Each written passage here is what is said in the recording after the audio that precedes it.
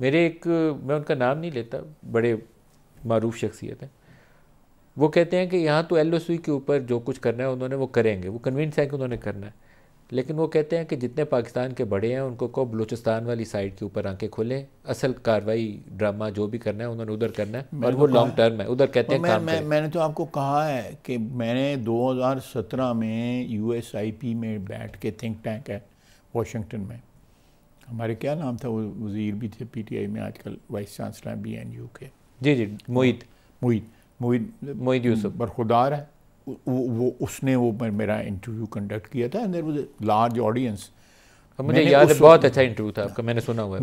میں نے وہاں کہا تھا کہ یہ دونوں طرف جو ہے جنگ، میں پھر ریپیٹ کروں گا، میں نے ابھی تھوڑی دیر پہلے بھی کہا ہے کہ دونوں طرف جنگ جو ہے، یہ طالبان جو ہیں اور بی ایل اے جو ہیں، یہ ہندوستان کے کرائے کے ٹٹو ہیں،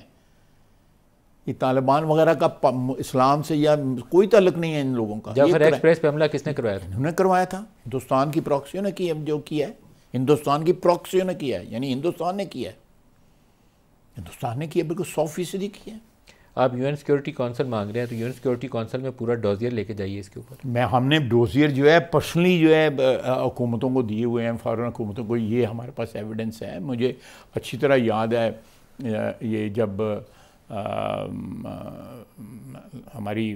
میاں نواز شریف کی حکومت 16-17 میں 18 میں، ہم نے ان کو ڈوزیئر دیے، ایویڈنس دیے، ویڈیوز دیں کہ ان کی 16 کونسلیٹس ہیں